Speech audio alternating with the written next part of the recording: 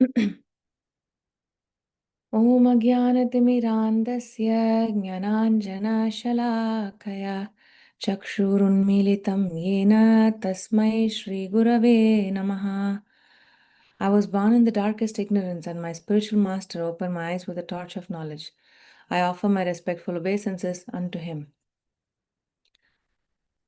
Nama Om Vishnupadaya Krishna Preshthaya Bhutale Srimate Bhaktivedanta Swaminiti Namine Namaste Saraswate Deve Gauravani Pracharine Nirvisesha Shunyavadi Paschatya Deshatarine Jai Shri Krishna Chaitanya Prabhu Nityananda Shri Advaita Gadadhara Shrivasadi Gaura Bhaktavrinda Hare Krishna Krishna Krishna Hare Hare Hare Rama Rama Rama Hare Hare Mukam karoti vachalam panghum langhayate girim yatkripātamaham vande Shri Gurum Dinataranam Paramanandam Madhavam.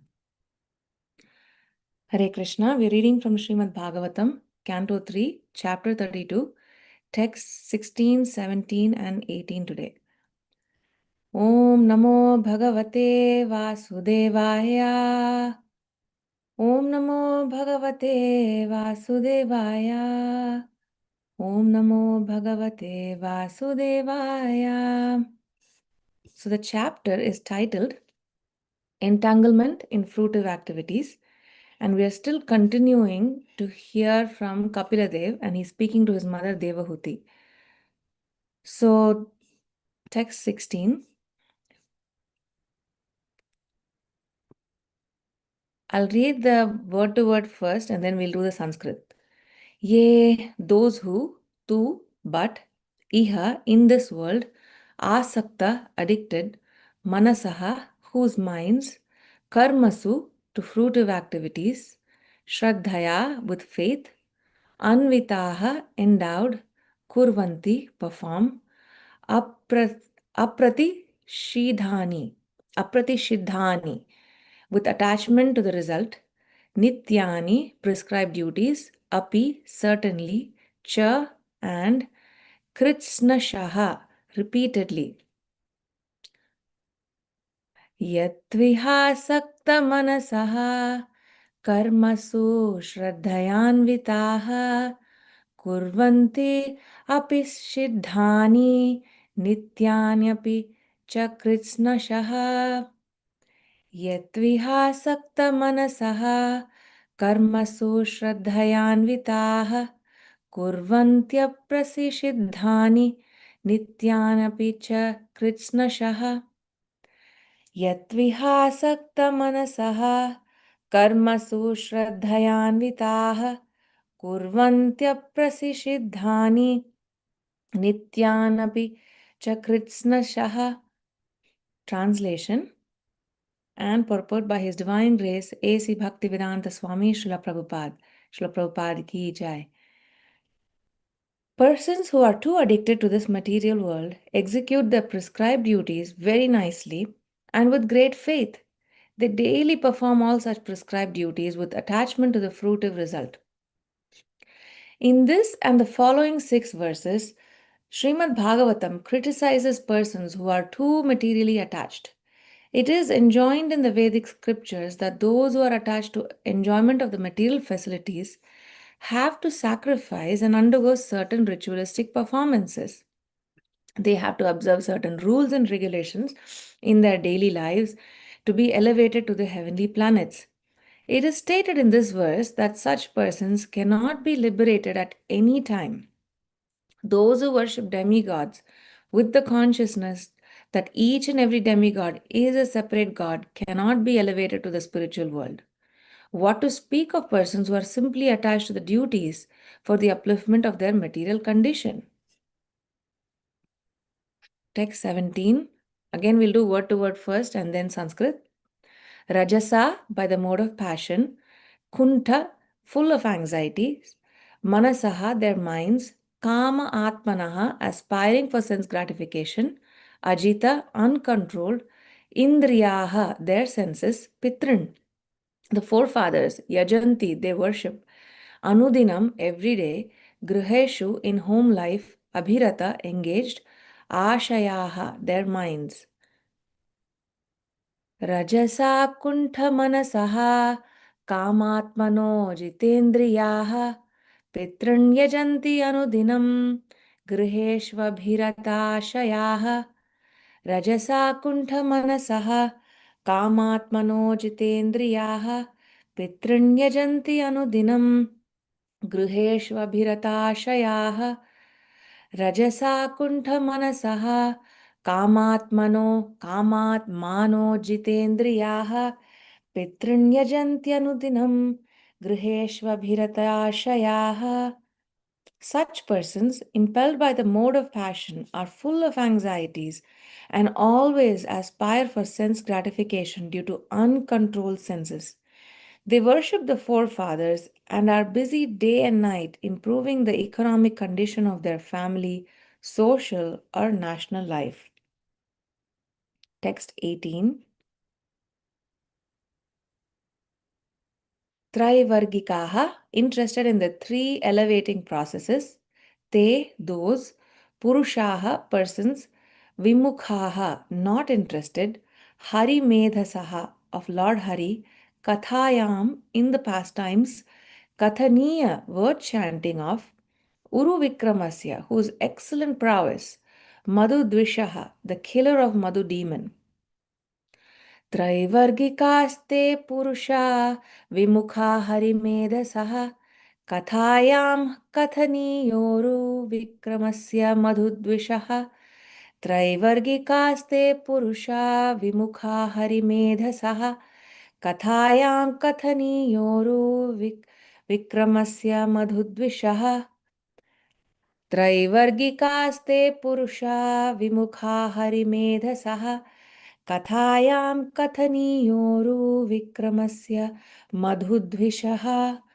Such persons are called Trivargika because they are interested in the three elevating processes. They are not averse to the Supreme Personality of Godhead. They are averse to the Supreme Personality of Godhead who can give relief to the conditioned soul. They are not interested in the Supreme Personality's pastimes, which are worth hearing because of his transcendental prowess. According to Vedic thought, there are four elevating principles, namely religiosity, economic development, sense gratification, and liberation. Persons who are simply interested in material enjoyment make plans to execute prescribed duties. They are interested in three elevating processes of religious rituals, economic elevation, and sense enjoyment. By developing their economic condition, they can enjoy material life. Materialistic persons are therefore interested in those elevating processes which are called Trivargika, meaning Tri means three, Vargika means elevating processes. Such materialistic persons are never attracted by the Supreme Personality of Godhead. Rather, they are antagonistic towards Him. The Supreme Personality of Godhead is here described as Hari Medha, or He who can deliver one from the cycle of birth and death. Materialistic persons are never interested in hearing about marvelous pastimes of the Lord. They think that they are fictions and stories, and the Supreme Godhead is also a man of material nature. They are not fit for advancing in devotional service or Krishna consciousness. Such materialistic persons are interested in newspaper stories, novels, and imaginary dramas.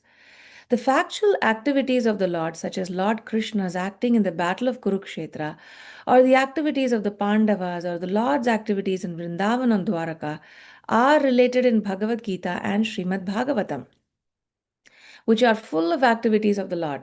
But materialistic persons who engage in elevating their position in the material world are not interested in such activities of the Lord.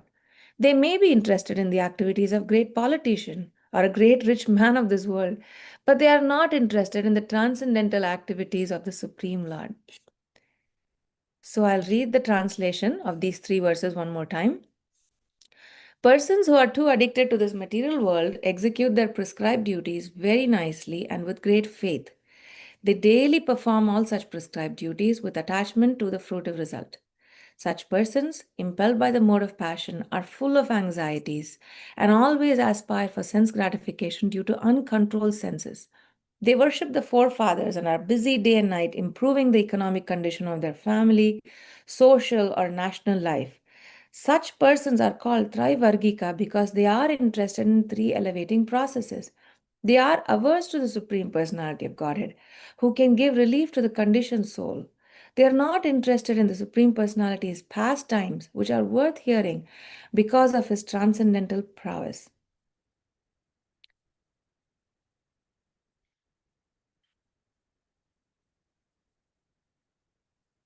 Hare Krishna. Welcome to our daily hearing and reading of Srimad Bhagavatam. We are continuing with chapter 32, and we have been hearing these past many, many months from Canto 3, the teachings of Kapila Dev as he is speaking to his mother Devahuti. So Kapila Dev has, talked about devotional service. He's talked about glories of devotional service. He's talked about the processes of devotional service. He talked about material nature, right? How then he talked about movements of the living entities. So he's given both sides of the pan scale. He's given the spirit, he's given matter, and then he talked about the in between, the jivas, us, what is happening to us, how do we move about in this world. Now in this chapter he's talking about how we get entangled in this matter, right? So he's doing a compare, he's placing them side by side, matter, spirit, and this living entity who has a choice to either be entangled in the material world or has a choice to go to the spiritual world. So years ago in a Vyasa Puja address, Sri Prabhupada Maharaj was saying, he was talking about being a sojourner in the material world or a resident of the spiritual world. So we have that opportunity and we have the choice to be there. So this particular section of verses talks about religionists. So these are not atheists. These are not people without religion. Again, years ago, when we were students, there was one a wonderful speaker. He would often quote verses left, right, and center. And one verse that deeply made an impact was he said, Ahara nidra bhaya maitunam cha samanyametat pashubhir naranam dharmo hitesho adhiko vishesho dharme nahina pashubhir samanam. And somehow this struck a chord in me. And he said that, eating, sleeping, mating, and defending, these are common to between animals and humans. What's special about human? Dharma. If you engage yourself in the dharmic activities, then that elevates you from an animalistic life to a life of human form of life. So that is basic, right? If we are not following religion, if you're not following dharmic principles, we're not even considered a human being. Now that you're there is a tendency, like we hear most of the Vedic, the scriptures or like the Vedas, the four Vedas, it talks about these four processes. Like we hear dharma, artha, kama, those three. The moksha part, which is liberation from these, is spoken about a little bit in Upanishads. Even beyond all of that is what we hear as bhakti, right? So, but these set of verses that I'm speaking about today are talking about dharma, artha, and kama. So you follow the religious principles so that you can have a good life now in this current birth. And people who follow Vedas, they have a little bit of a notion that we are not just this body, we have a soul and we have life after this life. So that much of an understanding there is. So they follow those processes so that they can have a good life in their next life as well. When they do dharma, they are blessed with artha, meaning riches and material resources. And when you have those resources and when you are pious, you are also in a position to enjoy. So kama, all three of them are taken care of. But way back in the second verse of Srimad Bhagavatam itself, Bhagavatam has rejected. It says such a dharma is called Kaitava dharma. It is a cheating religion. Very strongly, you know, Bhagavatam is a Vedic scripture, and yet it says anything that speaks about or stops you at that position of dharma, artha, and kama is a cheating religion. And, you know, so another, so there is difference. Now, is the text in itself a cheating? No, it is not cheating. It is our motive that is cheating, right? Like we have a motive, we have a deceptive motive. We want to enjoy, and so we use the scriptures in such and such way. So I'll just give you an example. When I was young, I've seen my relatives, doing certain pujas, and always there'll be a phalastuti in the end. And if you hear clearly, the Phalastuti will say things like, you'll have this, you'll have that, you'll have money, you'll have good health, a good wife, good children, da da da. Da. But it will always, there'll also be a line which will talk a little bit about bhakti. But what we hear and what we internalize is that if I do these pujas, it will help me gain good health or whatnot. But we should understand that, in whatever resources that have been given to us. One second.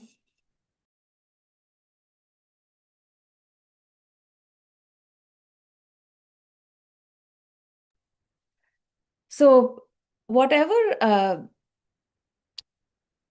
resources that have been given to us, if it is connected to the Vedic scripture, like Krishna says, Sarvasya chaham hridi sannivishto, in that verse he says, Vedaischa sarvair ahameva vedyo, Vedanta krit veda videva chaham.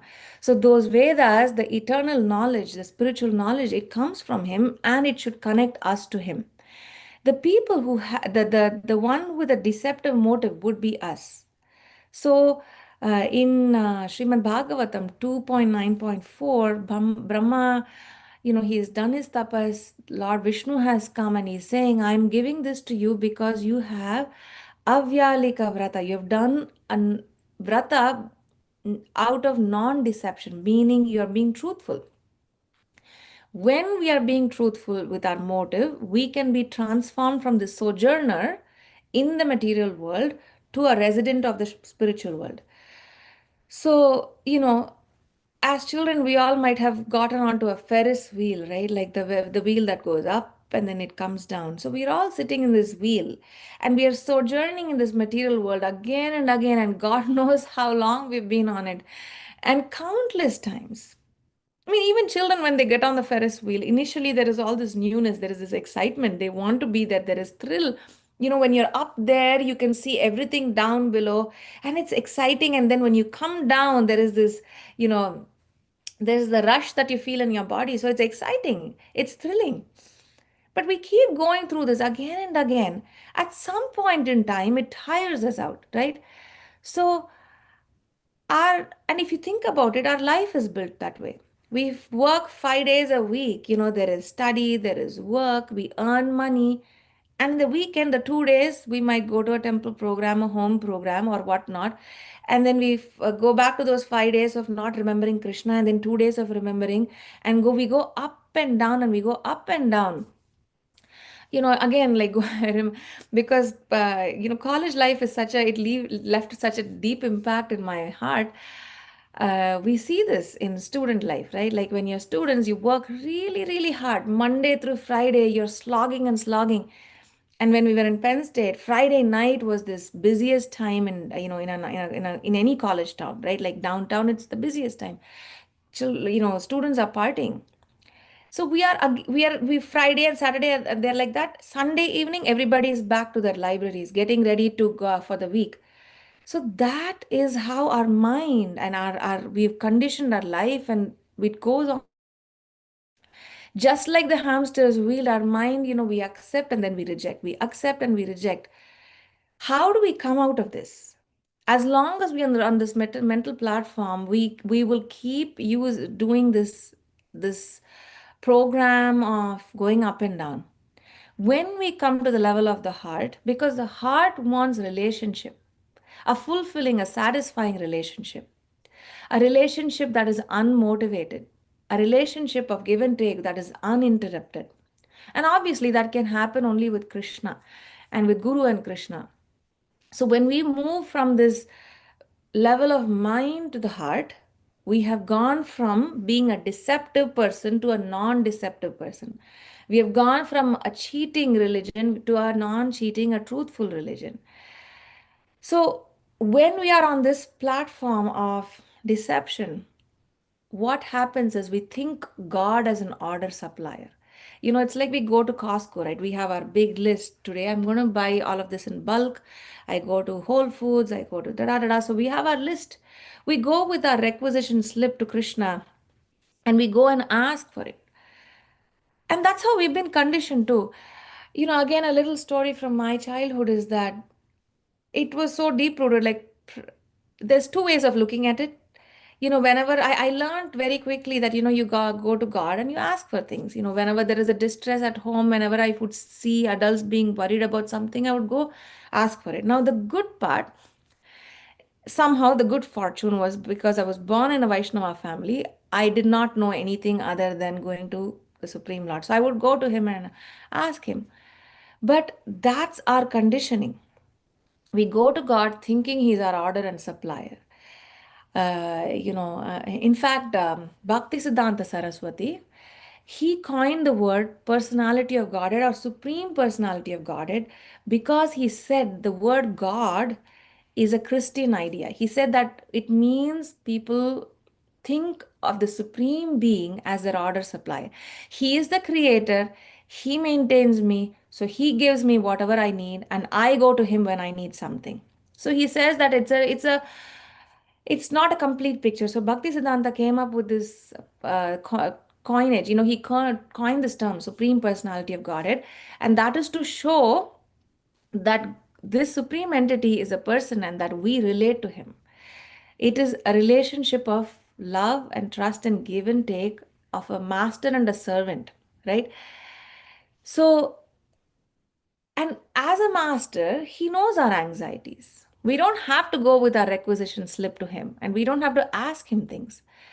So, another thing that Bhakti Siddhanta Saraswati Thakur said that this mindset, in religions, the mindset is that it is very egocentric. I'm at the center. My desires need to be fulfilled. My needs need to be fulfilled. So I go, I do a little bit, I drop a little money in the hundi.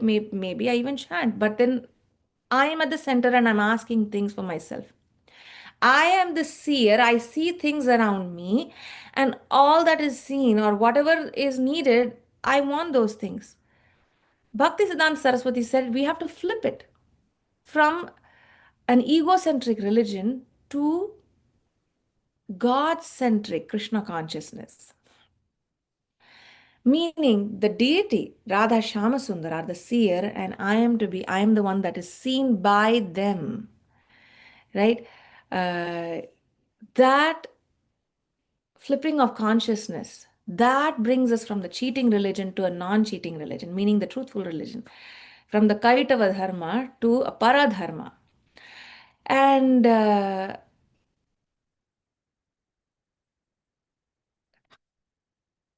so today I have another quote from Bhaktisiddhanta Saraswati Thakur. So he says, we have this conception, God is there, a hazy conception. I offer a little gratitude to Him, I offer a little prayer to Him.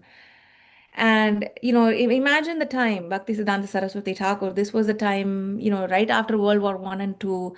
The world had seen enough dictators. It was totally against totalitarianism. They wanted democracy and all of that. In that scenario, Bhakti Siddhanta Saraswati says, Krishna is a transcendental despot. He is a spiritual autocrat. So he says, forget about democracy, right? He is it. He is all in all. All rights are reserved for Krishna. He has absolute power, absolute authority, and he's uncorruptible. Krishna and he is not answerable to anyone.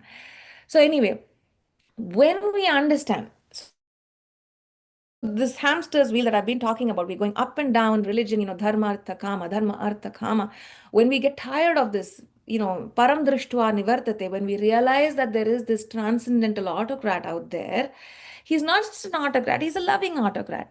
When we realize there is joy, satisfaction, a transformation of heart that happens when we relate to him, then we want to come out of this program of hamster's wheel. Then we are able to move out of a space of mind to the heart. And when we want nothing but relationship with him, then this transformation happens. So finally, uh, that is the time. So again, another quote from Bhakti Siddhanta Saraswati for today. He says that if we act in a way that will simply help us in our enjoyment, we become disinterested in Krishna's service. So as long as, even though our life has been infused with Krishna bhakti, with service to Krishna, as long as we keep wanting to enjoy, we become disinterested. So this is almost like a clarion call, right? Like he's telling us we need to come out of that mindset.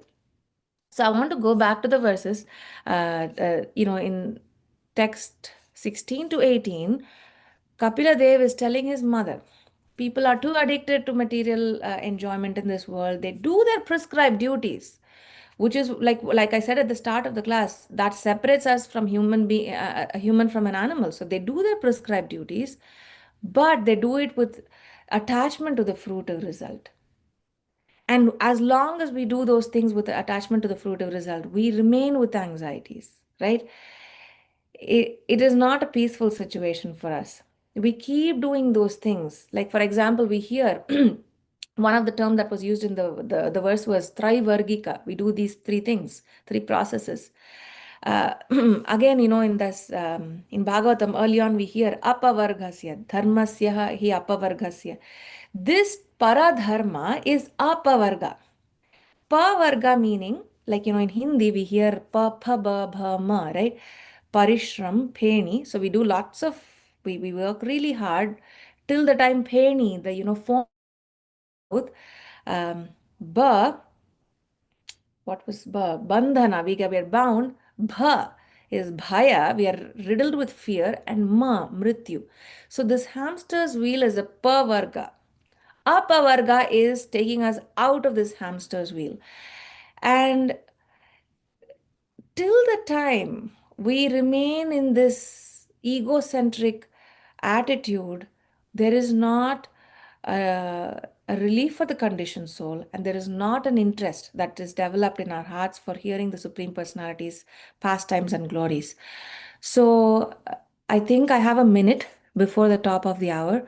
So I want to pause. If anyone has any comments, any corrections, you can add them here.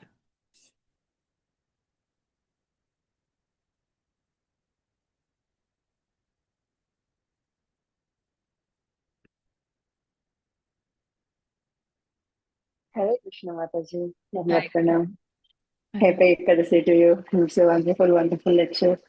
And you said about this Falasruti, I was remembering every sloka has the Falasruti in the end. And there is a fine print also between, like, you have to say everything with bhakti. Only when you do with bhakti, you will get all that.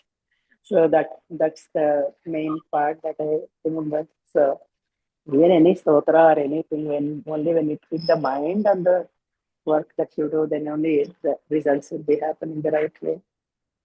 Very Correct. And nice actually, class, Mataji. Mm-hmm. sorry, I spoke too soon. But just to add to your point, right? Like in Uh-huh. the set of verses, Mm-hmm. it's the Prabhupada, right? Actually, the verse says, if we see the demigod separate from God, then that is, it's not going to take us far. It's going to keep us in this hamster's wheel. And, we have to see Mm-hmm. everything in relationship with Krishna. Yeah. Even Yeah. he gives us all these resources, but Mm-hmm. as long as we see them as separate from Krishna, then it remains that way, and Mm-hmm. we are not able to connect to him.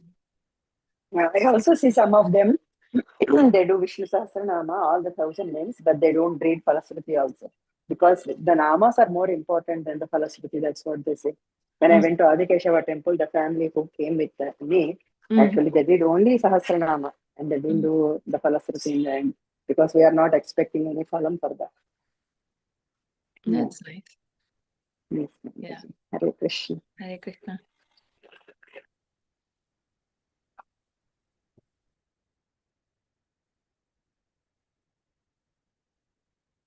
Okay, I think we're done for today.